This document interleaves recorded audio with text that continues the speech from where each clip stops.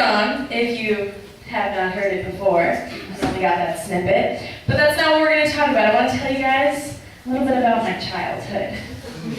No, it's not getting dark. I was a great child. In fact, I was almost perfect. Almost. Right when I began to talk, my mom started teaching me, those basic phrases like, please, thank you, excuse me, I'm sorry. That last one stuck with me. And immediately, I began apologizing. At every opportunity I had, I just apologized for my existence. So, those prods that you get of, what do you say? Every time my mom would say that, I would just go, I'm sorry, Becca.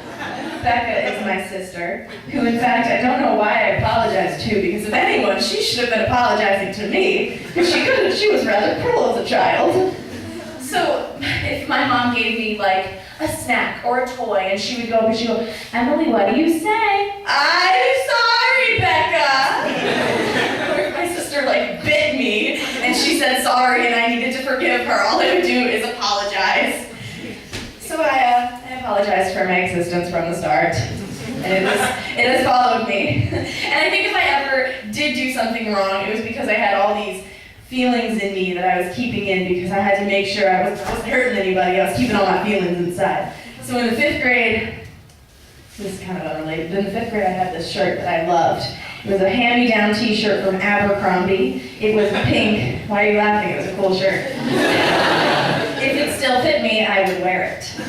It was hot pink, and in yellow cursive letters it said, life's too short to clean your room.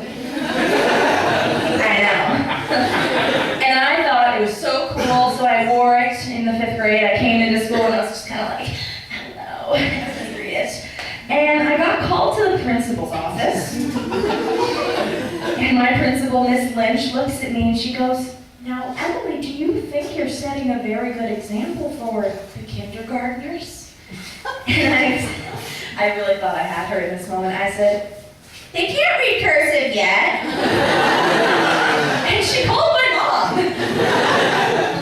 Yeah, that was the start of my life of crime. No. If I ever did do anything bad, it was something like that.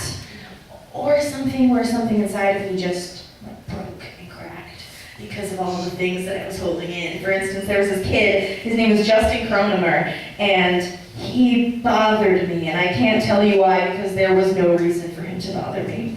But there are those people. And I was waiting for my turn on the swing set, as one does at recess, and he jumped off the swing and fell, and he was laying there on the wood chips in front of me, and something in me was just like, and I kicked him in the face. And the teacher's aide, who's on the side of the playground watching, she just goes, excuse me, what do you think you're doing? And that's all the trouble I got in.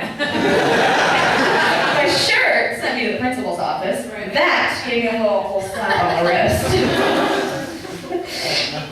Later that year, the 5th grade was a rough year for me. As you can see, I was descending into just terrible behavior. Later in the year, kind of at the end, our big field trip was to Bueller Space Station. Has anyone heard of that? It's a Jersey thing.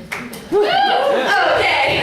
Well, Bueller Space Station is like this simulated space mission where everyone has a job, like you might be like an engineer, or you put your gloved hands in this chamber and you pour things. It's not. But everyone had an assigned job, and mine was communication, which at this point in my life, I don't know why they thought that was my special skill. But my job was to sit at this computer, and we were in 2 special mission rooms based on our 5th grade class, and we were supposed to type up these messages, and they would print out in the other room like a receipt, and it was really cool, and of course we achieved our mission, because I don't think anyone leaves Bueller Space Station without achieving the mission. And at the end, each group was gathered together, and we're talking about, of course, what we learned as a team and whatnot. And I'm sitting there at my little computer, and I'm just boiling, and all of a sudden my fingers go over the keys, and I write, what the hell? Send. And I'm like, the mission is over. No one will know what I've done. And I walk watch on the little monitors all the people in the other room turn towards the computer, and they see something come up, and I'm just like... So I got called out to the hallway, and they asked, they go, Emily, did you write a message on the computer? And I said, no. I don't know why you did that. That's so weird. So weird. Then I got home and I cried to my mom, and I told her, like, Mom, I did something so bad. It was really evil. I literally felt like the devil himself. And so I wrote a note of apology. And the next day I had it written, probably in colorful markers, and I handed it to my teacher, and I cried a little, and I said, I'm so sorry. And I made it out okay. No cries till this day. We're gonna bring up our next comic.